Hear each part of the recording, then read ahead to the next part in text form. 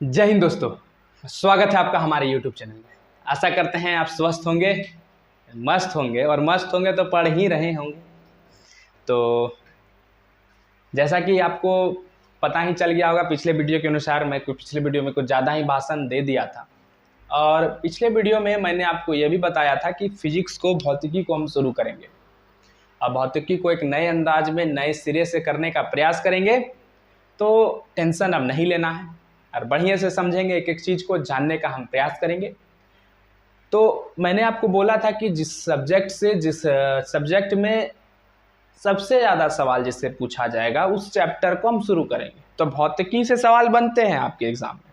अब भौतिकी में सबसे ज़्यादा अगर सवाल किसी से बनेगा तो विद्युत धारा से बनेगा, और विद्युत धारा में भी अगर सबसे ज़्यादा सवाल कोई टॉपिक से बनता है तो वो बनेगा आपका वो वाला सर्किट डायग्राम से बनेगा कि इसको इसमें जोड़े, इतना ओम, इतना एम्पियर वगैरह वगैरह, ये सब करंट वगैरह सब बनेगा। तो जैसा कि आपको पता है कि आज हम विद्युत धारा को शुरू करेंगे, तो चलिए बिना किसी देरी के साथ आज अपने क्लास को हम शुरू करते हैं। और बिना किसी देरी करते हुए आप लोग को विद्युत धारा को समझाने का हम प्रयास करेंगे। तो हमारा चैप्टर का नाम क्या है भाई? तो हमारा चैप्टर का नाम है विद्युत धारा। पहला चैप्टर क्या है आपका? पहला चैप्टर है आपका, आपके किताब में क्या है तो प्रकाश के परावर्तन। दूसरा अगर देखें तो उसी में अगर सब टॉपिक बना के दे दिया गया है, अपवर्तन।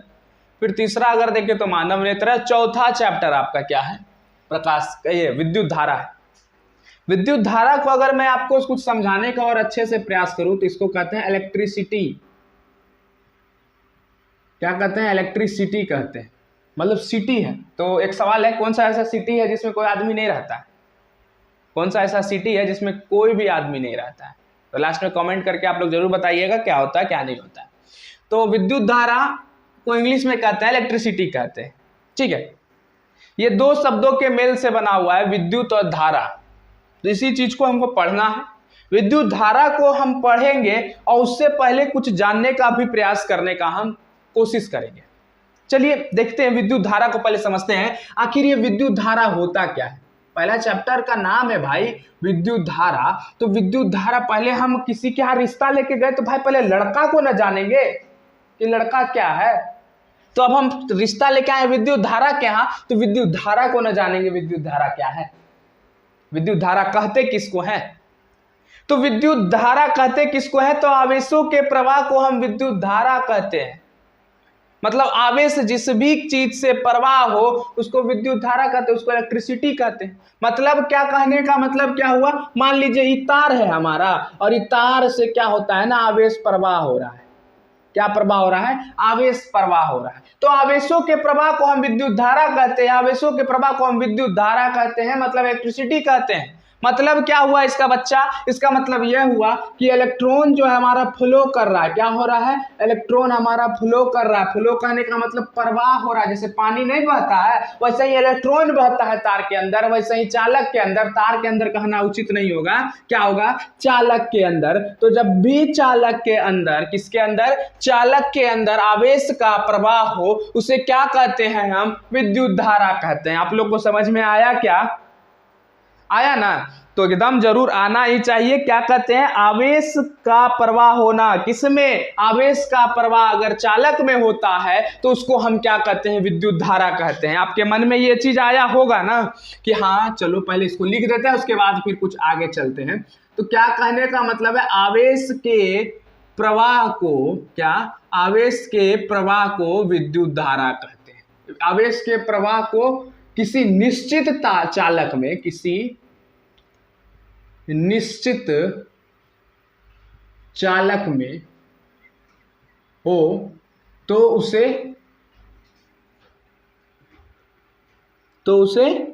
विद्युत धारा कहते हैं बच्चा। ये तो हमारा हो गया परिभाषा।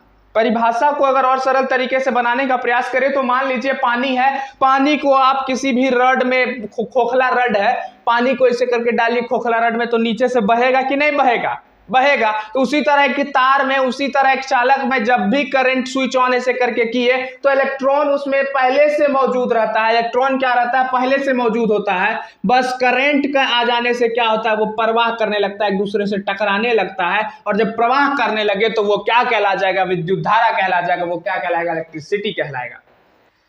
कुछ दिमाग में घुसा? चलिए, तो बढ़िया चीज अगर घुस गया भी दिमाग में तो और एक चीज अब आपके दिमाग में जरूर आना चाहिए कि ये आवेश क्या है। आवेश है क्या? सबसे मन में तो यही होना चाहिए ना कि आवेश के प्रवाह को किसी निश्चित चालक में, आवेश का प्रवाह अगर किसी निश्चित चालक में हो, आवेश का प्रवाह अगर किसी निश्चित चालक में हो तो वो विद्युत धारा कहलाता है। लेकिन ये आवेश कौन चीज है भाई? रिश्ता लेने गए, पता करें लड़का के बारे में, ये लड़का का तो चच्चा निकल गया।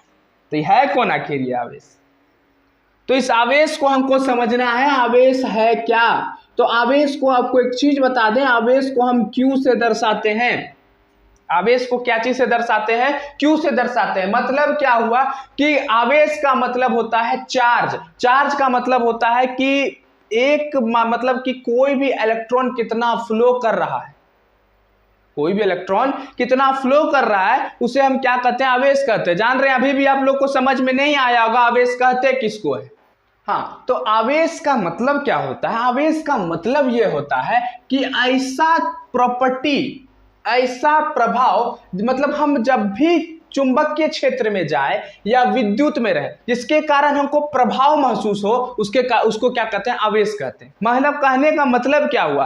कहने का मतलब बच्चा यह हुआ कि मान लीजिए कि आपके पास कोई आवेश है। आवेश का मतलब क्या होता है कि मान लीजिए कोई पदार्थ है, और कोई पदार्थ है और उस पदार्थ, मान लीजिए ये डस्टर है, हमारे पास कोई पदार्थ है और इस पदार्थ का वह गुण जिसके कारण हमको यह विद्युत में या विद्युत चुंबकीय में, कोई भी चुंबकीय क्षेत्र है उसमें हमको प्रभाव महसूस हो, उसको क्या कहते हैं, आवेश कहते हैं। मतलब विद्युत धारा में ही देख लीजिए किसके कारण प्रवाह हो रहा है, तो आवेश के कारण प्रवाह हो रहा है। तो आवेश के कारण प्रभाव किस पे पड़ रहा है, तो विद्युत पे पड़ रहा है, विद्युत धारा पे प्रभाव पड़ रहा है। तो आवेश क्या होता है, तो आवेश को कहते हैं किसी पदार्थ का वह गुण, किसी पदार्थ का वह गुण जिसके कारण किसी पदार्थ का वह गुण जिसके कारण विद्युत या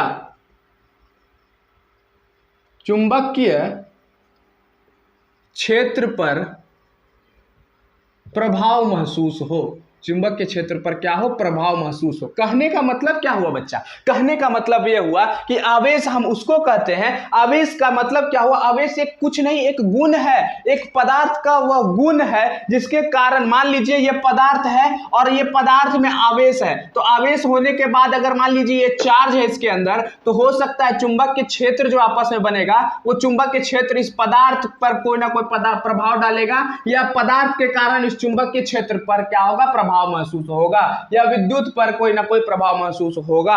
अब इसका मतलब क्या हुआ कहने का, आवेश दो प्रकार का होता है। आवेश क्या होता है, दो प्रकार का होता है। दो प्रकार कहने का मतलब क्या हुआ, एक धनात्मक होता है, क्या होता है, एक धनात्मक होता है और एक होता है ऋणात्मक। बच्चा, ये कहने का मतलब क्या हो गया, धनात्मक मतलब हो गया पॉजिटिव और ऋणात्मक मतलब हो गया निगेटिव। पॉजिटिव निगेटिव कहने का मतलब क्या हुआ, पॉजिटिव का मतलब जो पॉजिटिव हो, मतलब धनात्मक कहने का मतलब जो अपने और इलेक्ट्रॉन को खींचे वो क्या कहलाता है, धनात्मक। जो इलेक्ट्रॉन को फेंक दे वो क्या कहलाता है, ऋणात्मक। क्या कहलाता है, ऋणात्मक कहलाता है। और अगर इसका सटीक से आपको जवाब दिया जाए कि धनात्मक और ऋणात्मक क्या होती है, क्या बोले आपको, धनात्मक और ऋणात्मक क्या होती है, तो इसको और आपको सटीक से जवाब दिया जाए तो सटीक जवाब यह होगा कि धनात्मक का मतलब होता है कि अगर कोई भी चुंबकीय क्षेत्र है, क्या हो, चुंबकीय क्षेत्र हो, और वो चुंबकीय क्षेत्र, कोई भी चुंबकीय क्षेत्र है तो वो इलेक्ट्रॉन को क्या करेगा, खींचेगा। और अगर ऋणात्मक है तो वो क्या करेगा, एक दूसरे को ठेलेगा। क्योंकि इलेक्ट्रॉन का ही ज्यादा यहाँ पर खेल होता है विद्युत धारा में। क्योंकि हम देखेंगे आवेश का प्रवाह जो होता है, आवेश का प्रवाह, आवेश खुद एक इलेक्ट्रॉन को लेकर चलता है। ठीक है। तो आवेश क्या होता है, आवेश कितने प्रकार के होते हैं? आवेश दो प्रकार के होते हैं, एक धनात्मक होते हैं और एक क्या होते हैं, ऋणात्मक होते हैं। इस दो चीज को हमको पहले समझना है, आप लोग पहले समझिए, ठीक है। तो अब और धीरे धीरे क्लियर आपको करते जाए कि विद्युत धारा मतलब आवेश के प्रवाह, विद्युत धारा का मतलब आवेश का प्रवाह। तो विद्युत धारा को हम अगर बोले आपको, तो विद्युत धारा को हम दर्शाते हैं आई से। क्या चीज से दर्शाते हैं? आई से दर्शाते हैं। क्या दर्शाते हैं? आई से दर्शाते हैं। और आई बराबर क्या होता है? Q बटे टी। आई बराबर Q बटे टी। अब और इसका अच्छा से डेफिनेशन बन सकता है, फिर से आपको बता दे, ये I बराबर क्या होता है? Q बटे टी। विद्युत धारा को हम I से दर्शाते हैं और I बराबर क्या होता है? Q बटे टी। एक चीज और आपको बता दे विद्युत धारा के बारे में, तो विद्युत धारा का SI मात्रक, क्या SI मात्रक जो होता है वो होता है एम्पियर। क्या होता है? एम्पियर होता है। ये चीज अपने दिमाग में आप खोज के रख लीजिएगा, एम्पियर होता है। इतना दूर आपको समझ में आया होगा, आशा करते हैं जरूर समझ में आया होगा। I बराबर Q बटे टी, मतलब क्या हुआ? Q बटे टी। इससे एक और परिभाषा को हम निर्माण कर सकते हैं आसानी से। इससे एक और परिभाषा का निर्माण हम कैसे कर सकते हैं, तो देखने का प्रयास करिएगा। टी समय में Q आवेश का प्रवाह होना किसी भी एक चालक से, उसको क्या बोलते हैं? विद्युत धारा कहते हैं। मतलब क्या हुआ? मतलब ये हुआ कि किसी निश्चित समय में, लिखते हैं आपको और अच्छा से समझ में आएगा। किसी निश्चित समय में, क्या? किसी निश्चित समय में Q आवेश का प्रवाह होना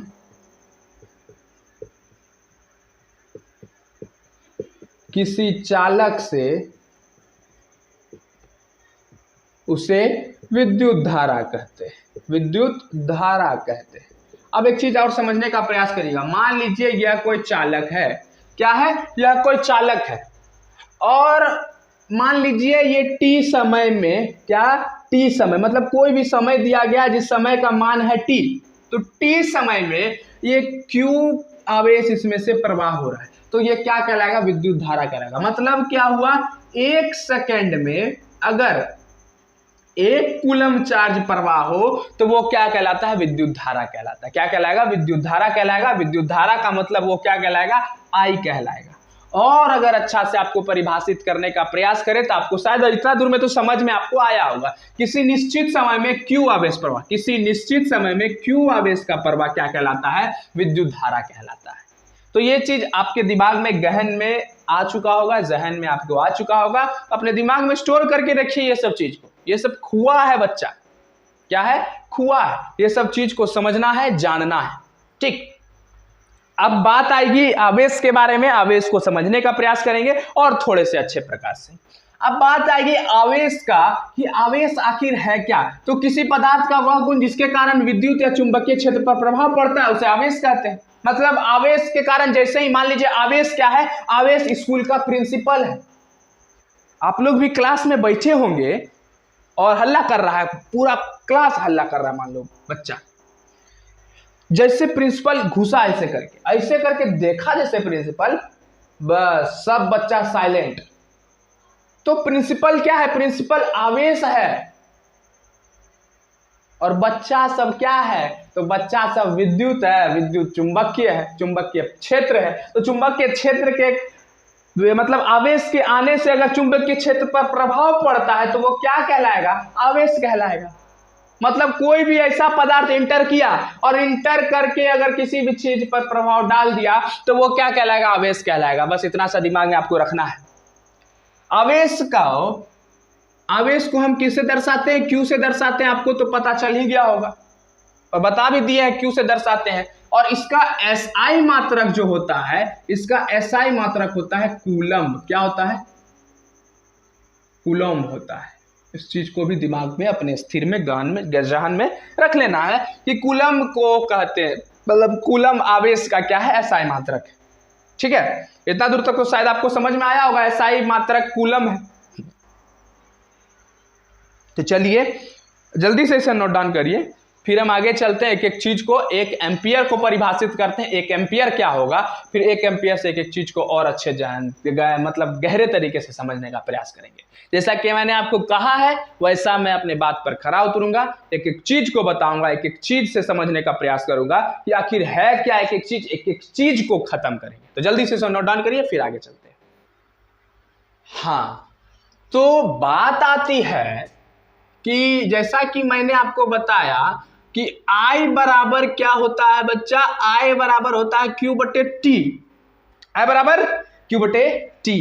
हाँ चलिए ठीक है, मतलब किसी निश्चित समय में Q आवेश का प्रवाह होना वो विद्युत धारा है, और विद्युत धारा का SI मात्रक एम्पियर होता है।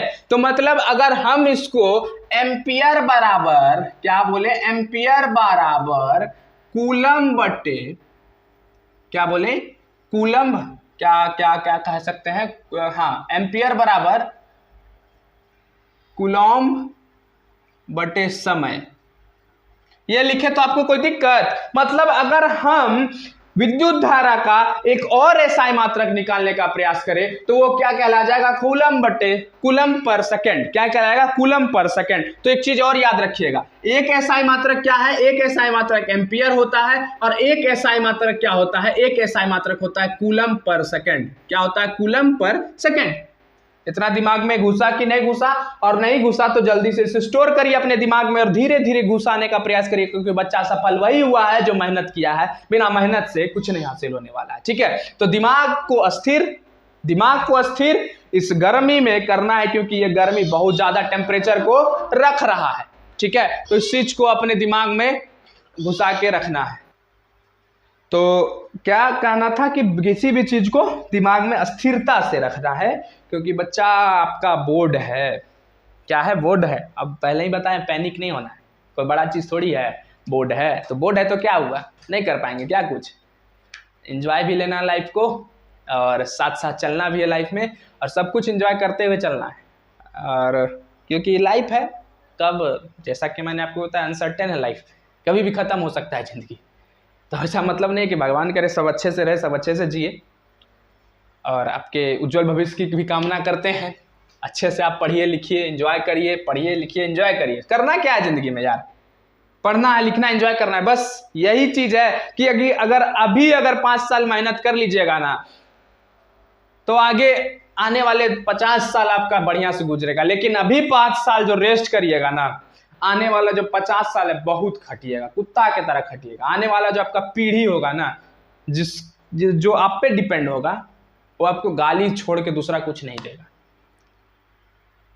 तो मेहनत करना सीखिए। अभी अगर रेस्ट कर लीजिएगा ना, अभी अगर रेस्ट कर रहिएगा तो जिंदगी में कुछ हासिल नहीं कर पाइएगा, क्योंकि रेस्ट आराम हराम है, जैसा कि हकीकत बात बोला गया। आराम हराम है, लेकिन कुछ उम्र के बाद आराम जरूरी है, और उस उम्र के लिए पैसा जरूरी है, और उस पैसा के लिए अभी खटना जरूरी है, क्योंकि सब कुछ तो पैसा है बच्चा। पैसा है तो इज्जत है, पैसा नहीं है तो इज्जत नहीं है कि नहीं?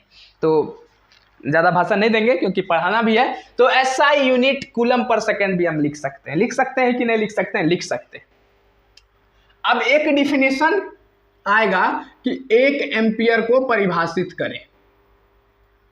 1 एम्पियर को परिभाषित करें, क्या करें? 1 एम्पियर को परिभाषित करें। 1 एम्पियर होता क्या है? तो 1 एम्पियर का मतलब क्या होता है? देखिए परिभाषा हम सिर्फ इससे निकालेंगे, परिभाषा क्या होता है। 1 एम्पियर मतलब मान लीजिए करंट 1 एम्पियर फ्लो कर रहा है, कहने का मतलब 1 कूलम करंट फ्लो हो रहा होगा।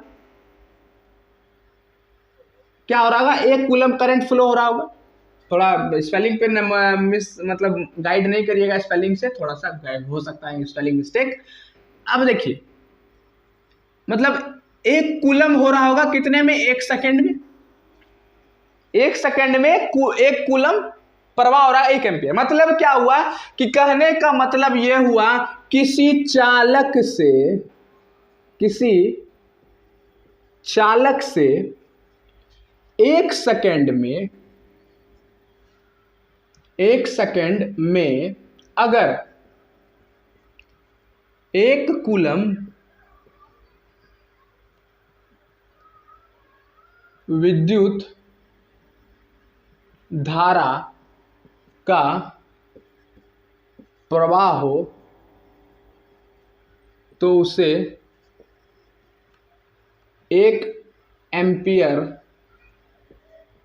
कहते हैं। मतलब क्या हुआ, मान लीजिए कोई चालक है और वो चालक में मान लीजिए यही एगो चालक है बच्चा, ये क्या है, एगो चालक है, और इस चालक में से यहां से 1 सेकेंड में, कितने सेकेंड में, इतने दूर में ही 1 सेकेंड में 1 कूलम चार्ज जो है, 1 कूलम चार्ज प्रवाह हो गया। जैसे ही 1 कूलम चार्ज जैसे सुई से प्रवाह हो गया, जैसे आया सुई प्रवाह, तो क्या हुआ, 1 कूलम चार्ज जैसे प्रवाह हुआ वो क्या कहला जाएगा, वो क्या कहला जाएगा, 1 एम्पियर कहला जाएगा बच्चा। क्या होगा, 1 एम्पियर कहला जाएगा। तो कोई बड़ा चीज नहीं, आसानी से समझना है, फिर समझना है, फिर से समझने का कहने मतलब किसी चालक से 1 सेकेंड में, कोई भी चालक है 1 सेकेंड में सुई से कूलम चार्ज प्रवाह हो जाए, 1 सेकेंड में क्षणिक, आंख पलक झपकाए, पलक झपकाते खुल गया और 1 कूलम चार्ज प्रवाह हो गया, वो 1 एम्पियर हो गया। वाह शाबाश। तो कहने का मतलब क्या हुआ, किसी चालक से 1 सेकेंड में अगर 1 कूलम विद्युत धारा का प्रवाह हो तो वो 1 एम्पियर कहलाती है। हाँ, अब आगे आता है कि भाई सर बात ये आ गई कि प्रवाह होती है, वोल्टेज, मतलब देख रहे हैं वोल्टेज बढ़िया, पंखा स्पीड नहीं चल रहा। हाँ, ये क्या बात है, तार में सुनते हैं करंट कुछ खा जा रहा, आखिर ये क्या चीज है बच्चा, आखिर इससे हो क्या रहा है। तो इसी का एक टर्म, एक नाम दिया गया है प्रतिरोध। क्या दिया गया है नाम, प्रतिरोध नाम दिया गया है। अब प्रतिरोध को हम समझते हैं क्या होता है प्रतिरोध, क्या होता है प्रतिरोध।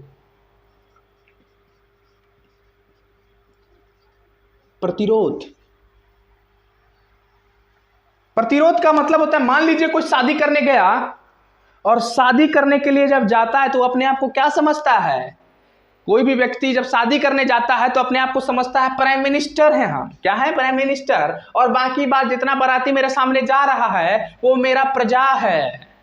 क्या समझता है, वो मेरा प्रजा है। अब जो प्राइम मिनिस्टर साहब है, मतलब जो दूल्हे बाबू हैं, वो जाएंगे अंदर, मतलब जहां पर उनका विवाह होने वाला है। अब उनकी जो सालियां होगी वो क्या करेगी, उनको रोकने का प्रयास करेगी। क्या करेगी, रोकने का प्रयास करेगी कि रुकिए, कुछ यहाँ दान दीजिए, आप ऐसे जो आए हैं कुछ फंड रिलीज करिए ना। तो कुछ जब फंड रिलीज करिएगा तो इसका मतलब आप जब आ रहे हैं तो आपको रोका जाएगा, और उसी को प्रतिरोध कहते हैं। मतलब दूल्हा कौन यहाँ पर, दूल्हा विद्युत धारा, दूल्हा कौन यहाँ पर, दूल्हा विद्युत धारा, रोक रहा है कौन, साली। तो सालियां क्या, प्रतिरोध, सालियां क्या, प्रतिरोध। तो प्रतिरोध कहते किसको है, प्रतिरोध कहने का मतलब विद्युत धारा के प्रवाह को, विद्युत धारा के प्रवाह को रोकने, क्या, रोकने की क्षमता प्रतिरोध कहलाती है। रोकने की गुण प्रतिरोध कहलाती है। क्या कहलाती है बच्चा, रोकने की गुण प्रतिरोध कहलाती है, प्रतिरोध कहलाती है। लिख लीजिएगा, उतना समय नहीं है, ठीक है। तो मतलब क्या, दूल्हा कौन, दूल्हा हुआ विद्युत धारा, रोक कौन रही है, सालियां। तो सालियां क्या हुई, प्रतिरोध हुई, रेजिस्टेंस हुई। वो मतलब गुण है, क्या है उसके अंदर का गुण है कि हम रोकेंगे, हमको रोकने का हक मिला है। और वो क्या करेगा, फंड रिलीज करेगा। फंड रिलीज करने का मतलब विद्युत धारा जो है अगर 10 एम्पियर लेके आया है तो वो 8 एम्पियर ही लेके जाएगा उस चालक में से। कहने का मतलब क्या हुआ, मान लीजिए कि ये कोई चालक है और विद्युत धारा इसमें से प्रवाह हो रही है। क्या हो रही है, विद्युत धारा इसमें से प्रवाह हो रही है। तो रेजिस्टेंस इसको रोकने का प्रयास करेगा, इधर काम करेगा। वो जब विद्युत धारा इधर चलेगी तो रेजिस्टेंस इधर चलेगा, विद्युत धारा इधर तो रेजिस्टेंस इधर चलेगा, प्रतिरोध इधर चलेगा। तो जब भी प्रतिरोध इधर चलेगा तो क्या होगा, उसको रोक उसको रोकने का प्रयास करेगा। और जब रोकने का प्रयास करेगा तो क्या होगा, उसको जब रोकेगा तो वो क्या करेगा, मान लीजिए ये 10 एम्पियर लेके आ रहा है तो रोका तो क्या करेगा, 2 एम्पियर ले लेगा। फंड रिलीज कर दिया तो बस 8 एम्पियर इधर की ओर चला जाएगा। तो मतलब प्रतिरोध का काम क्या है, प्रतिरोध का काम है विद्युत धारा के प्रवाह को रोकना, विद्युत धारा के प्रवाह को रोकना। ठीक है, प्रतिरोध को हम इंग्लिश में कहते हैं रेजिस्टेंस। क्या कहते हैं, रेजिस्टेंस कहते हैं। क्या कहते हैं बच्चा, प्रतिरोध को इंग्लिश में कहते हैं रेजिस्टेंस। इतना तो आपको पता होगा, तो हाँ पता तो जरूर होगा। और प्रतिरोध को रेजिस्टेंस तो कहते ही कहते हैं, मतलब क्या, इसको आर से दर्शाते भी हैं। प्रतिरोध को किससे दर्शाते हैं, आर से दर्शाते भी हैं। तो प्रतिरोध मतलब आर से हम इसको दर्शाएं, आर से जब दिखाएं तो आर बराबर क्या होता है, इसको अब आगे समझेंगे, ओम्स लॉ में समझेंगे। हमारा किताब क्या है ना कि प्रतिरोध को पहले बताया नहीं है सॉरी, प्रतिरोध को पहले बताया नहीं है, प्रतिरोध को पहले नहीं बताया, ओम्स लॉ को बता दिया और ओम्स लॉ में प्रतिरोध को परिभाषित कर दिया। अरे ये क्या है भैया, कोई सिस्टमेटिक ढंग है कि नहीं है, नहीं। और जो किताब बनाने वाले तो हमसे महानुभाव है, उनको मैं प्रणाम करता हूं, क्योंकि वो बहुत ज्यादा जानकार होंगे। तो शायद हो सकता है उनके मन में कुछ आया होगा बात कि पहले क्या करना चाहिए, नहीं करना चाहिए। इतना दूर कोई प्रॉब्लम, इतना दूर कोई दिक्कत नहीं होना चाहिए। अब चलिए आगे चलते हैं और देखते हैं क्या कह रहा है आगे। मतलब रेजिस्टेंस को आर से दर्शाते हैं और इसका सिंबल भी आपको दिखा देते हैं। मतलब चिन्ह क्या होता है इसका, क्या होता है, चिन्ह क्या होता है, चिन्ह ऐसे होता है इसका बच्चा, ऐसे। मतलब करंट आएगा तो देखिए जी जी जी जिगजैग मोशन में निकलेगा। मतलब करंट आया साइन, फिर zig zig zig zig zig zig zig zig ऐसे जा रहा है, sine zig zig zig zig zig zig zig ऐसे। तो जिगजैग मोशन जहां पर करने लगे समझ लीजिए वहां प्रतिरोध आ गया है। अब बोल रहा है कुछ हमको दान दो तब आगे जाने देंगे, नहीं तो नहीं जाने देंगे, नहीं तो नहीं जाने देंगे। तो प्रतिरोध का मतलब चिन्ह क्या होता है इसका, ये दर्शा जाता है। ठीक है, और एक चीज आपको बता दे, इसका एसआई मात्रक, क्या इसका एसआई मात्रक, इसका एसआई मात्रक क्या होता है, इसका एसआई मात्रक होता है ओम। क्या होता है, ओम। अपना वो भगवान वाला ओम नहीं जो इससे हम दर्शाते हैं, ये वाला ओम नहीं है। ठीक है, ये वाला ओम नहीं है, ये ओम जिसको OHM, इसके जो खोज करता थे वो ओम्स थे, ओम बाबा थे। तो उनका नाम सर जॉन ओम है, इसी तरह कुछ है नाम हमको इतना अच्छा से नहीं पता है। तो हम लोग थे एसआई मात्रक ओम पे। ओम जो थे, ओम कोई साइंटिस्ट हुआ करते थे जिन्होंने ये एसआई मात्रक रेजिस्टेंस का दिया था। चलिए ठीक है, इतना दूर तक हम लोग को समझ में आया। तो जल्दी से सर नोट डाउन करिए, फिर हम आगे चलते हैं और रेजिस्टेंस के बाद एक और मुख्य चीज को समझने का प्रयास करते हैं, वो है विभवांतर। ठीक है, तो विभवांतर क्या होता है उसको समझेंगे। आशा करते हैं प्रतिरोध आपको बहुत अच्छे से समझ में आया होगा। हाँ, तो अब प्रतिरोध को तो हमने समझा, प्रतिरोध क्या होता है, प्रतिरोध क्या होता है, लेकिन अब हम समझेंगे विभवांतर को। क्या कहते हैं, विभवांतर किसे कहते हैं, क्या विभव अंतर किसे कहते हैं, विभव अंतर किसे कहा जाता है। तो बच्चा एक चीज दिमाग में आपको रखना है, दिमाग एक चीज में आपको रखना है कि विभवांतर कहते किसको है। तो विभवांतर कुछ नहीं है, विभवांतर जो है बच्चा एक क्या कहते हैं, भाला मारना, एक प्रेशराइज करने वाला चीज है, एगो प्रेशराइज करने वाला चीज है। मतलब कि मान लीजिए ये चालक है और इस चालक में इलेक्ट्रॉन पहले से बैठा हुआ, जैसे ही वहां पे स्विच दिए तो यहां से एगो भाला किया कि अरे चल ना, बैठल काहे है, तो बैठल है तो जल्दी से निकलो यहां से। तो इसका मतलब प्रेशर डालना कि जैसे ही इसके ऊपर भाला मारेंगे तो क्या होगा, इलेक्ट्रॉन भागने लगेगा। तो इलेक्ट्रॉन का प्रवाह किसके द्वारा, भाला मारने पर क्या होता है, विभवांतर कहलाता है। और इसका अच्छा से अगर हम डिफिनेशन बोले और अच्छा से इसको बताने का प्रयास करें तो विभवांतर क्या होता है, विभवांतर का मतलब यह होता है कि किसी एक बिंदु से दूसरे बिंदु में आवेश को ले जाना, और ले जाने में जो कार्य किया गया वो क्या कहलाती है, विभवांतर कहलाती है। क्या कहलाती है, विभवांतर कहलाती है। मतलब क्या हुआ, एक बिंदु से दूसरा बिंदु में, मान लीजिए यहां पर कोई बिंदु है और इस बिंदु में से यहां हम किसी भी इलेक्ट्रॉन को हम लेके आ गए, आवेश को लेके आ गए। तो आवेश को यहां से यहां लाने में जो कार्य हमको किया गया वही विभवांतर कहलाता है। मतलब विभवांतर क्या है, कार्य है। क्या है विभवांतर? कार्य है, और कार्य जितना हमको किया गया वो विभवांतर कहलाती है। तो मतलब क्या हुआ, विभवांतर को अगर हम डेफिनेशन को परिभाषित करें विभवांतर को, तो विभवांतर कहने का मतलब होता है कि किसी आवेश को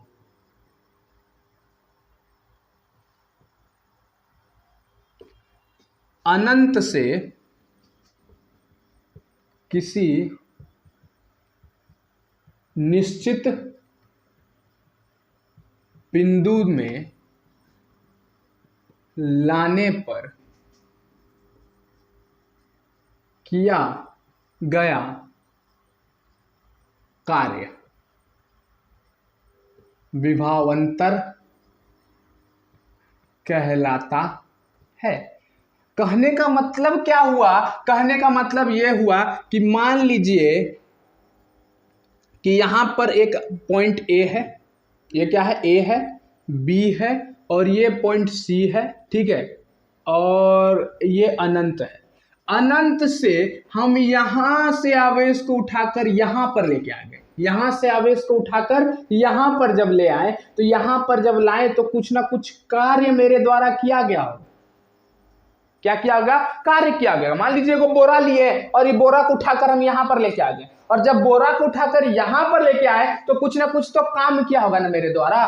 तो मेरे द्वारा जब कोई काम किया गया होगा तो वही विभवांतर कहलाता है। क्या कहलाता है? विभवांतर कहलाता है। और विभवांतर के बाद एक और चीज आती है, विद्युत विभव होती है। क्या होती है? विद्युत विभव। तो विद्युत विभव को हम बाद में समझेंगे, पहले विभवांतर को और अच्छे से समझते हैं। विभवांतर को एक चीज और दिमाग में रखना, क्या है विभवांतर? कुछ नहीं, ये जो परिभाषा है आपको थोड़ा उलझाने का काम करेगा, परिभाषा उलझाने का काम करेगा। तो हमें उलझना नहीं है।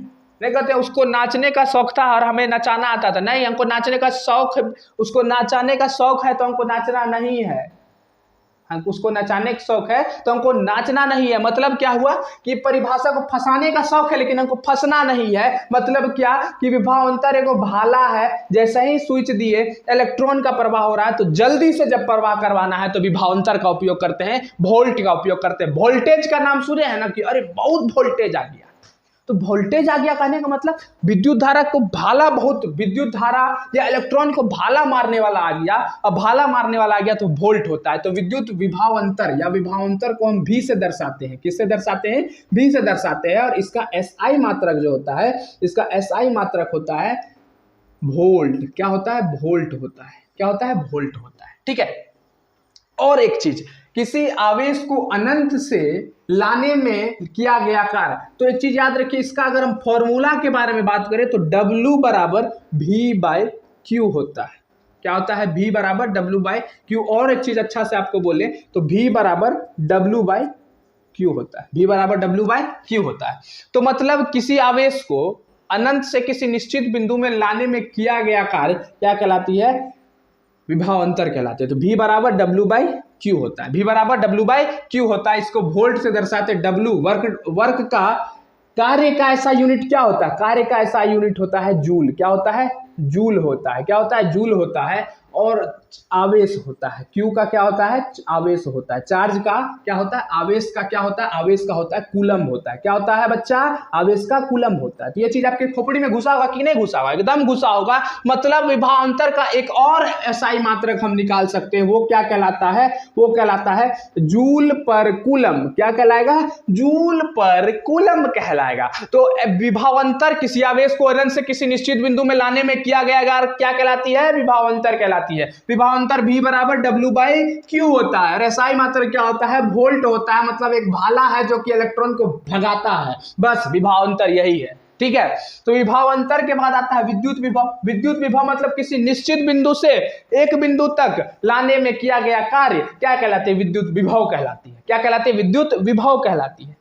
तो विद्युत विभव भी वही है। विभवांतर सिर्फ क्या होता है? अनंत से किसी निश्चित बिंदु में लाने में किया गया कार्य। और विद्युत विभव क्या होती है? किसी निश्चित बिंदु से लाने में, किसी बिंदु से निश्चित बिंदु में लाने में किया गया कार्य क्या कहलाती है? विद्युत विभव कहलाती है। बस उसमें दोनों में कोई ज्यादा डिफरेंस है नहीं। तो आशा करते हैं इतना दूर तक आपको समझ में जरूर आया होगा। अब अगला जो हमारा क्लास होगा उसमें हम बहुत ही इंपॉर्टेंट टॉपिक ओम्स लॉ को समझने जाएंगे, और ओम्स लॉ क्या होता है इस चीज को समझेंगे। ठीक है बच्चा, तो ओम्स लॉ क्या होता है क्या नहीं होता है इस चीज को समझेंगे, जानेंगे, अच्छे तरीके से जानेंगे। तो पढ़ तो लिए हैं, अच्छे से समझे हैं, और मैं अपना 100% इसमें दिया हूं। मैं अपना 100%, ये अपने तरफ से मैं 100% दिया हूं आपको। आपको पढ़ना था आप पढ़े, नहीं पढ़ना था कोई बात नहीं, फिर से एक बार पढ़ लीजिए, क्योंकि पढ़ना ही पड़ेगा। जाइएगा कहाँ, जहां जाइएगा हमें ही पाइएगा बच्चा। तो चलिए, आशा करते हैं आप स्वस्थ होंगे, और स्वस्थ के साथ साथ मस्त होंगे, और मस्त होते हैं तो पढ़ भी रहे ही होंगे। तो चलिए, आज के लिए इतना ही रखते हैं, और कल हम ओम्स लॉ के साथ, कल के आने वाले वीडियो में हम ओम्स लॉ के साथ समझेंगे, जानेंगे। तब तक के लिए पढ़ते रहिए, मस्त रहिए। तब तक के लिए धन्यवाद। जय हिंद।